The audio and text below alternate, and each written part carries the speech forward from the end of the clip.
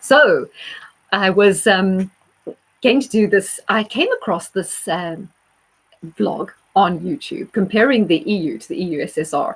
Had relatively few views, so I thought it was going over it again, because really it's quite important to look at these similarities, and I think it's something we need to bear in mind, especially when we put arguments forward as to why this whole thing needs to crumble and why it will crumble. So I was going to call this Ode to the EU. Shall I compare thee to a summer's day? Absolutely not. Let's just compare you to the USSR, because that EU is exactly what you are like.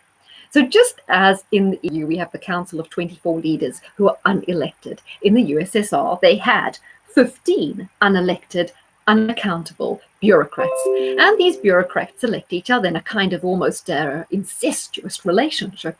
And of course, you can't get rid of them, just as you couldn't in the Soviet Union. They ended up creating a lot more problems than the whole thing solved, because, of course, what's it all about? It's about bureaucracy, regulation, and they end up just tying themselves in knots in the whole spider's web of regulation that they create.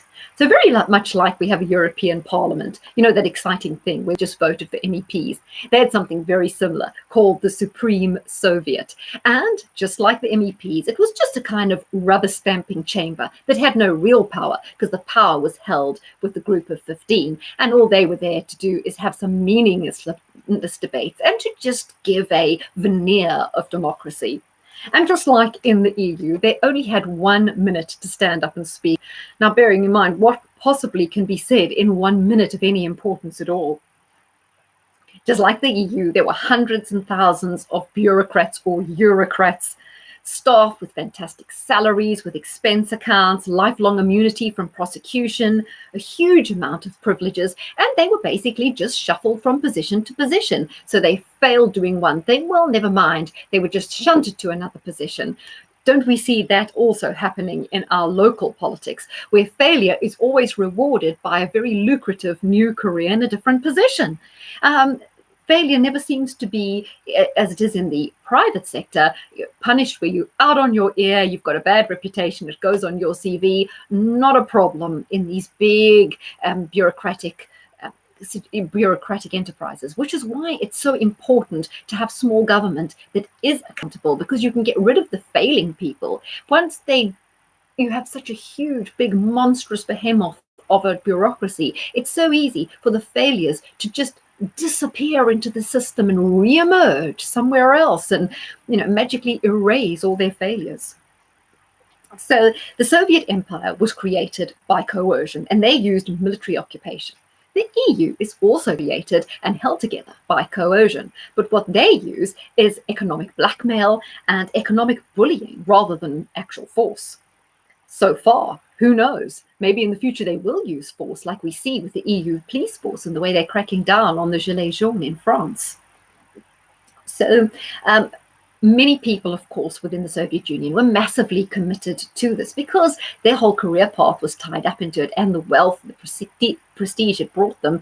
So there were many, many vested interests that helped it to stay together.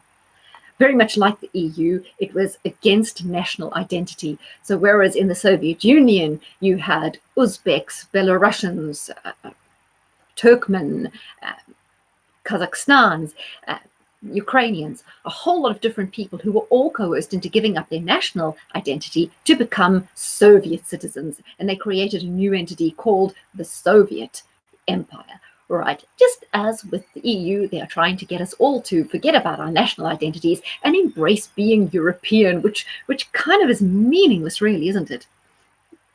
Funnily enough, just like when David Cameron was warning us that if we left the EU, World War III would erupt, the Soviet Union also used the threat of war erupting if people dared leave. So again, it was a kind of siege mentality where they were trying to convince people that this whole structure was holding everything together and keeping the peace. Very much like the EU, it was incapable of reform, and it was doing rather well while it was expanding. But as soon as it started to contract, it totally fell apart. And that says to us something again about this EU. When it starts to contract, is also going to be the death knell. Yes, so of course, the Soviet Union was all about destroying the national state, we know that. But what it ended up doing is creating far more ethnic conflict, and it created far more problems, just as the EU is doing economically, creating it's kicked the can down the road with this problem it's created with the debt and the unemployment down in the Mediterranean countries, and it's storing up for a big payday, because you can't kick that can down the road forever. As with the EU, whistleblowers were extremely badly treated or punished. In the Soviet Union, they had the gulag. But, of course, in the EU, we have the gulag of the mind, an intellectual gulag where you ostracized and almost excommunicated, thrown off social media, or branded with various of their favorite names from that leftist lexicon of slang words that I talked about. So you can see, so very much in common. It's no wonder people started referring to it as the EUSSR.